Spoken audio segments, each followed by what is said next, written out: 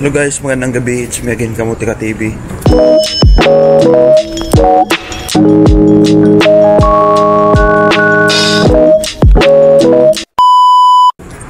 Thank you so much sa mga nag-subscribe at sa mga mag-subscribe pa lang. Thank you in advance. And mag-subscribe na at baka maunahan pa tayo ng iba dyan.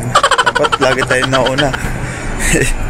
Ayan, salamat sa laging nagko-comment. At salamat sa mga laging nanonood sa mga vlog ko. Ayan guys, panoorin nyo yung mga iba kong vlog about kung may mga katanungan kayo dito sa Macau. Ayan, dyan na yun lahat. Ayan, gusto ko lang i-share advice sa mga andito sa Macau na naghanap ng trabaho. And yung iba isang buwan na di pa rin nakakahanap. Ayan, masasabi ko lang is sipagan nyo lang guys. Huwag tayo mawala ng pag-asa. Hanggat may visa, may pag-asa. Yan lagi nyong isipin. Huwag nyong sayangin yung mga araw. Yan, doon kayo mag-apply sa mga walang bayad. Huwag kayo dyan sa may bayad. Mauubusan kayo ng pera dyan.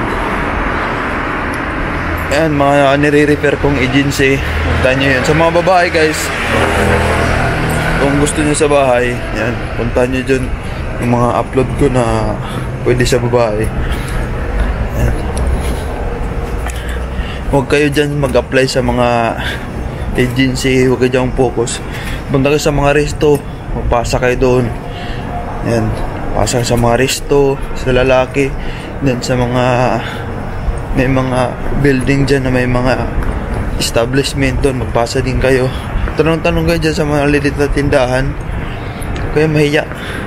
Tanong nyo lang kung may quota, ganun. Sasabihin naman yun na wala eh. Kung ayaw nyo tanggapin ng resume mo, ibig sabihin wala yun. Huwag kayong mag-focus sa mga agency. Ayusin nyo yung resume nyo guys. Kasi minsan kaya di kayo nakakahanap ng hindi kayo na-pick up ng mga agency o mga employer sa online. Mag-apply din kayo guys online. Kaya hindi kayo na kukuha kasi nga sa resume. Check nyo yung resume nyo kasi minsan kulang yung resume nyo. May quota naman yung iba na na trabaho, kaso nga lang kulang yung experience mo. Wala doon yung cleaner yung kailangan. Wala kang nilagay na cleaner. Kailangan ng room attendant, wala kang nilagay na room attendant. Wala, di ka makakuha talaga. Maglagay ka doon. Huwag kang mag-alangan maglagay ng marami para may option yung mga agency, mga employer, diba? Ganon yun. Ganon lagi na advice ko. Kasi yun yung ginagawa ko eh. Dami kong option. Kaya, yun. Yun ang gawin nyo guys. Huwag kayo mawala ng pag-asa. Magdasal kayo. Yun pinaka-importante, magdasal. Tapos, nakasan yung loob nyo. Huwag yung titigil hanggat di kayo makahanap ng trabaho. Sipagan nyo. Huwag kayo mag-bis sa mga kasama nyo. Kung ayaw nila, maglakad ka mag-isa. Kasi kung makahanap ka ng trabaho, ikaw lang mag-isa nun. Kung makahanap sila ng trabaho, sila lang din mag-isa nun, diba? Hindi yun pwede na ikaw nakahanap ng trabaho tapos sasabihin mo sa employer mo, makasama ko, kailangan din ng trabaho. Hindi nila yun. Kung sinong tatanggapin nila, yun lang yun. Ikaw lang yung tatanggapin nila. Hindi na sasama yung mga kaibigan mo.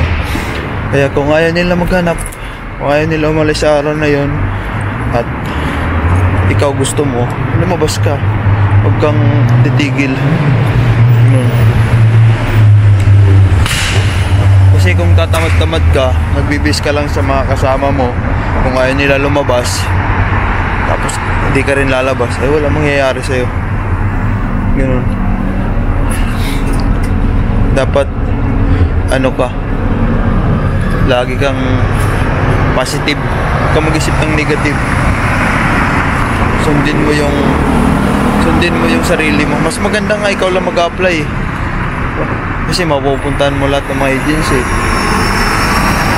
Kasi pag marami kayo magkakasama, sasabihin na nagpasa na ako dyan, hindi ka sasamahan, hindi ka rin pupunta.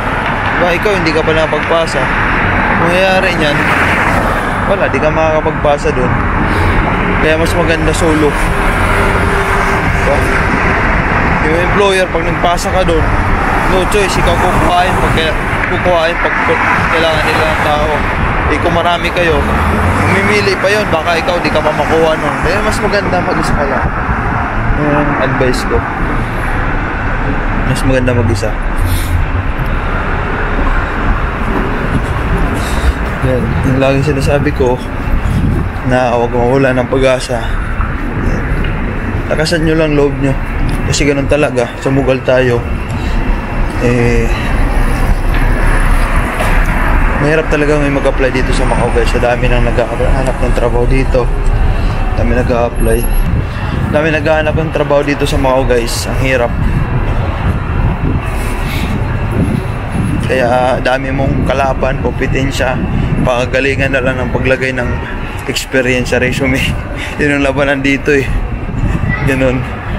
Kasi yung experience na tinitinan dito ng mga employer sa Macau guys, pag wala kang experience sa resume nilagay isa lang, wala, di ka makahanap talagang trabaho.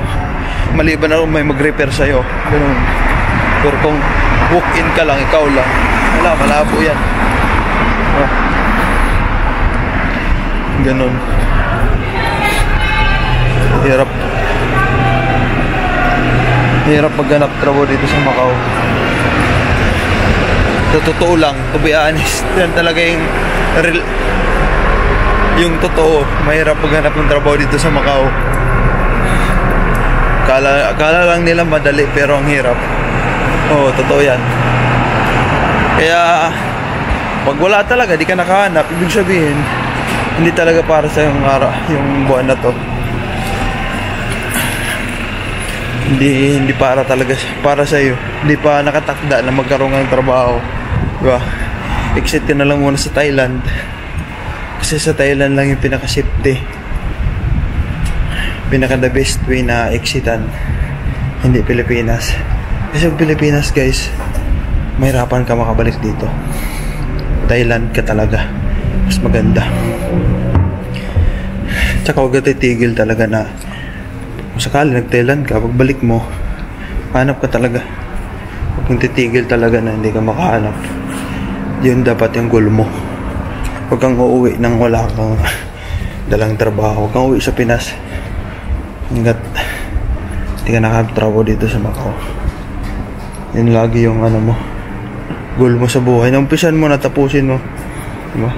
Sarap pakiramdam yung ako, nag-Thailand ako, nakita nyo sa mga vlog ko, Thailand ako, bumalik ako, hindi ako nawala ng pag-asa guys. Ganun dapat yung mindset nyo. Naumpisan mo na eh. Yung iba, mga kaibigan ko, umuwi na lang Pinas kasi hindi sila nakahanap. Nawala na sila ng pag-asa. Sabi ko, kaya yan.